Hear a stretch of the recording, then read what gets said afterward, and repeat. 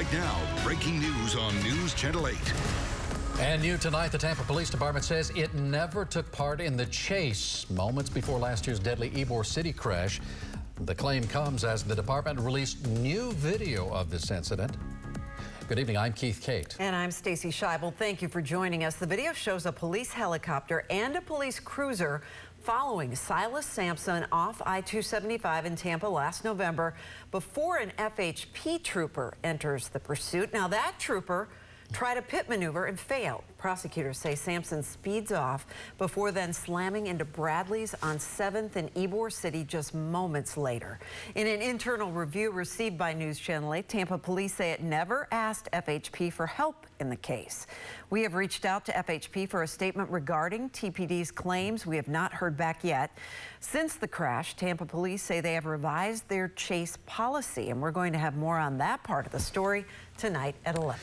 And now to our other big story tonight. Two big steps forward in the effort to build a new stadium for the Tampa Bay Rays in Tampa. Tonight we have 8 on Your Side team coverage with Marilyn Parker and Georgia MacArthur covering two critical votes in the effort to build a stadium for the Rays in Tampa. But let's begin with Georgia and what happened to the Hillsborough County Commission today. Georgia.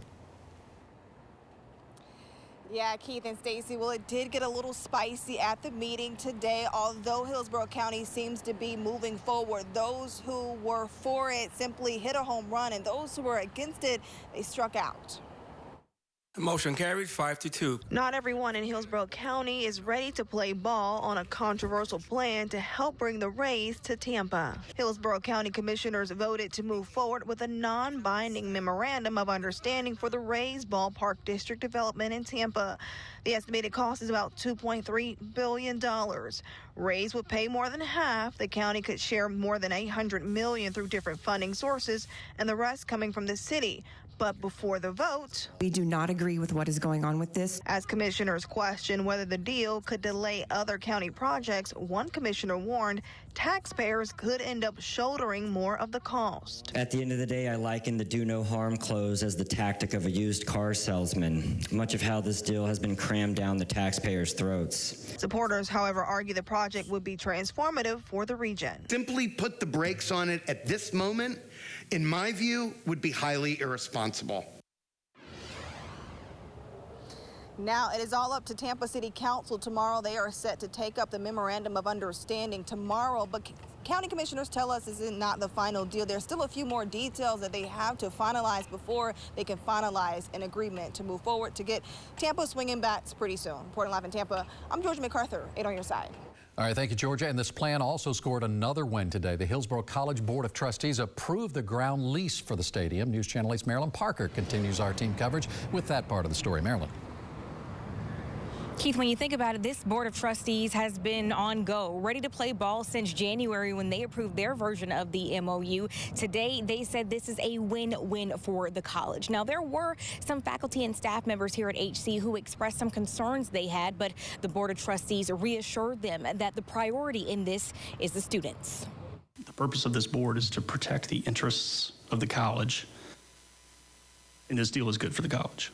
Another home run for the Tampa Bay Rays. The ground lease for the new stadium project was approved Wednesday by the Hillsborough College Board of Trustees. The lease has no monetary cost to the college. The project is expected to support a significant state investment in rebuilding and modernizing the Dale Mabry campus. Some faculty members shared their concerns with the deal.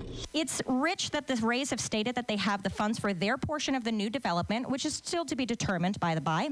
But there's nothing that they can put down for the students, faculty, and staff that are being displaced. HC President Ken Atwater said the money is there to support the development and said it will benefit students in the long run. We will ensure that we maintain our quality learning environment we maintained for years, and we'll do nothing to disrupt that.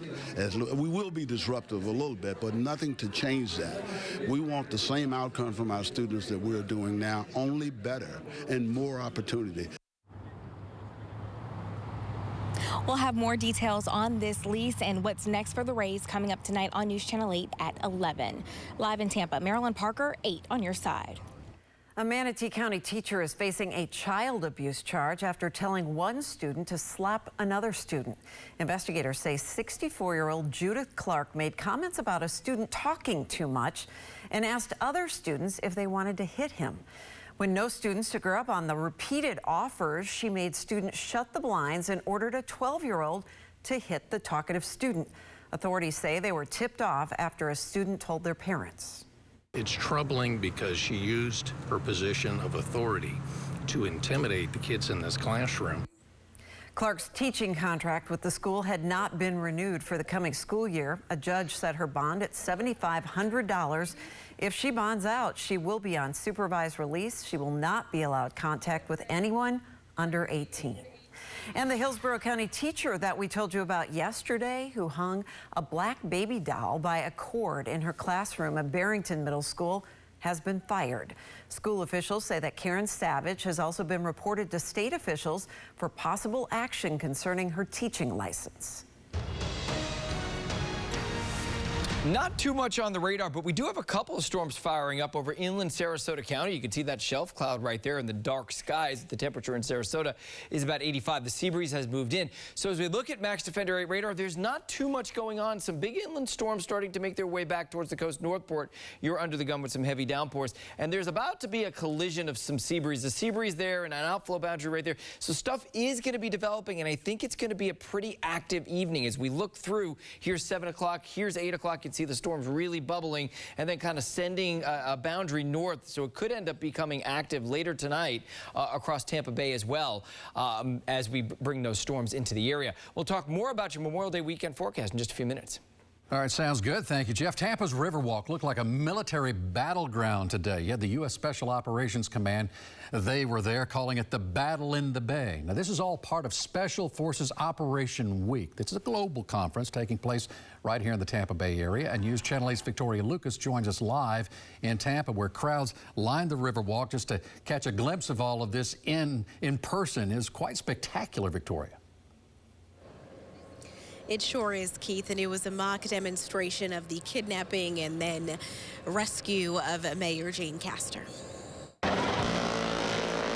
Special Operation Forces moving in over the Hillsborough River. We're very precise in our missions, and we're joint. So we've got Army, Navy, Air Force, and Marine Corps Special Operations. The U.S. Special Operations Command hosting Battle in the Bay. You know, it's a great show for everybody around the town. You know, everyone's here, so many people. Military aircraft and tactical response teams make up Special Operations Forces Week, a global conference hosted here in Tampa. Special Operations Command is headquartered here at MacDill Air Force Base at the tip of the peninsula, so we call Tampa home. Inside the convention center, attendees get a look at cutting-edge military technology, tactical gear, and defense exhibits. As the nation approaches its 250th anniversary next month, some in the crowd say the event served as an important reminder. So you know what America stands for, you know, and it just shows how great the people are, how far we come as a country, and it's amazing. It's amazing to see.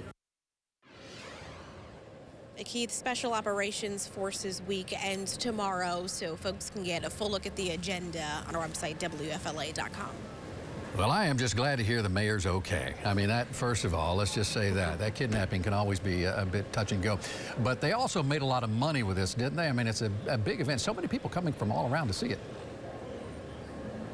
They sure did, with organizers projecting they're going to be making a whopping more than $19 million generating from just this week alone, and also getting funding and support for 6,500 jobs here in the community. All good news. Victoria Lucas reporting live in Tampa. Thank you.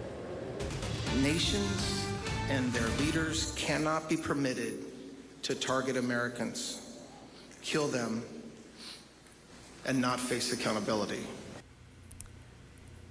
A big announcement from federal prosecutors today. They are pressing charges against former Cuban President Raul Castro. The charges include murder and destruction of an airplane and the deaths of 4 Americans when Cuba shot down their humanitarian flights. And this move increases U.S. pressure on Cuba's socialist government. News Channel 8 political reporter Ty Russell in studio with us tonight with more from Florida's U.S. senators. Yeah, Keith and Stacy, this indictment was handed down on Cuban Independence Day, marking its official independence from the U.S. in 1902. And Senator Rick Scott spoke on Capitol Hill alongside other Florida lawmakers. And Senator Ashley Moody celebrated with Cuban Americans in Miami. We are living up to bringing accountability to the Castros and the regime that stole that independence. Finally, after a lot of us been calling for this, Raul Castro has been indicted. And that is a good day for America, and it's a good day for Cuba.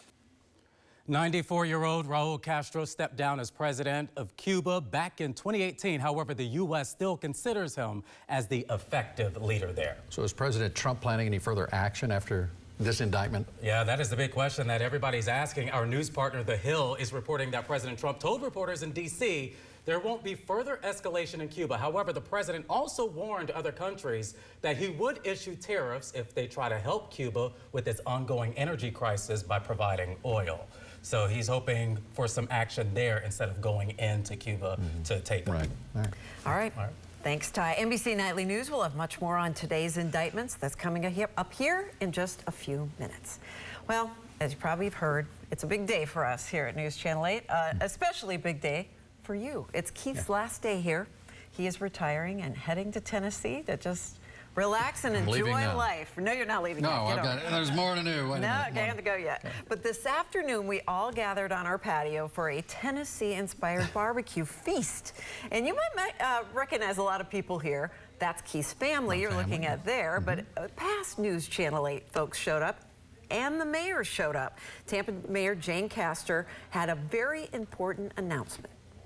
Now, therefore, I, Jane Castor, by the virtue of the authority vested in me as mayor of the greatest city in the world, do hereby proclaim May 20th, 2026 as Keith Cate Day in the city of Tampa.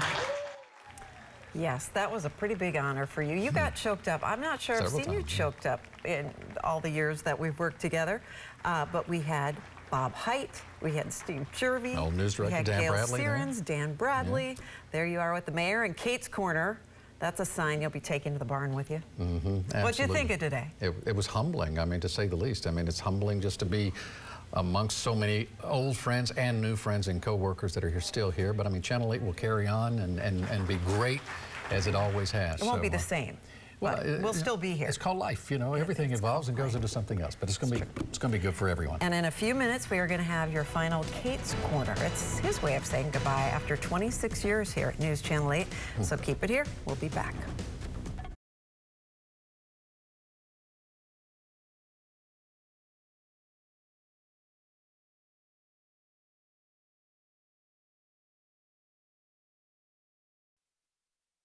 You're watching News Channel 8 at 6 with Stacy Scheibel, Keith Cate, Eileen Natchik, Sports, and Chief Meteorologist Jeff Berardelli.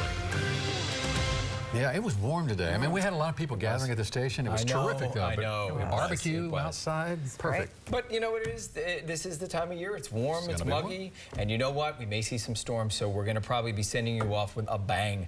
As we head through the evening hours, we're going to have those showers and thunderstorms, and of course, we're going to miss you so much here. This guy, one of the most professional guys in the business, honestly. Absolutely. They don't make them like him anymore. That is the honest truth. Well, you're too kind. No, but I'm being honest. I appreciate it. Let's get to That's the last nice thing I ever say to him. All right, let's go this way.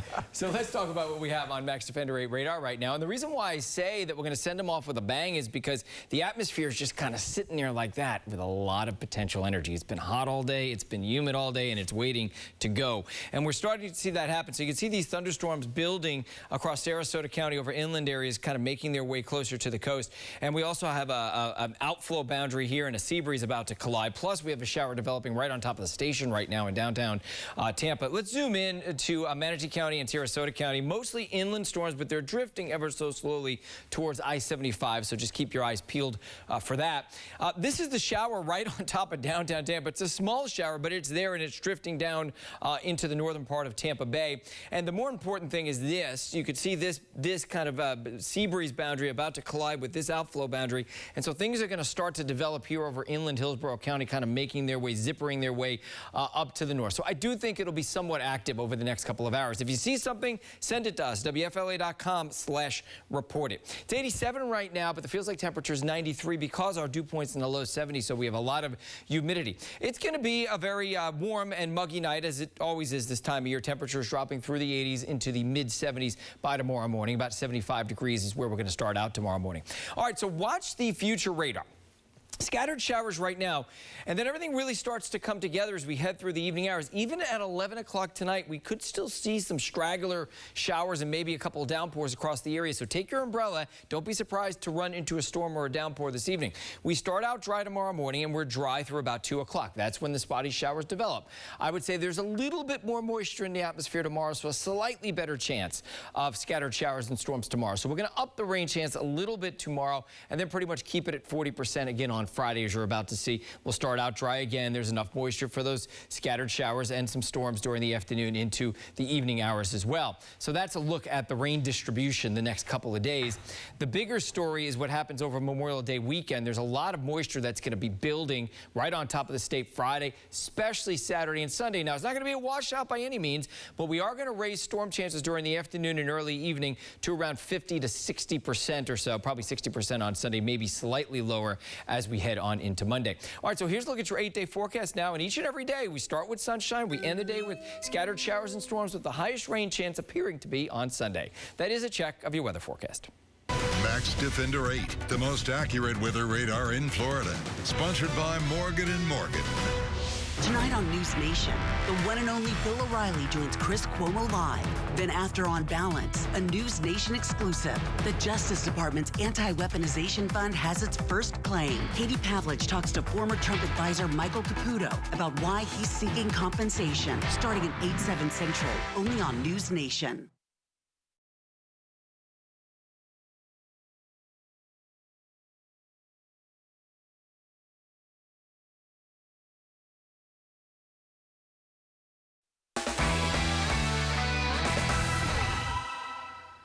Yanni Diaz was hit by a pitch in last night's win over the Orioles. However, his x-rays came back negative today, so good news there. His hand is still sore. Diaz was not in the lineup today for the series finale against the Orioles. But let's check out the action over in St. Pete. Bottom of the 8th, 2 outs.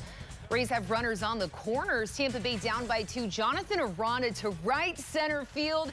Simpson crosses the dish, but here comes Dunn as he slides home. A 2 RBI double will make it a tie ball game. It's 3-all.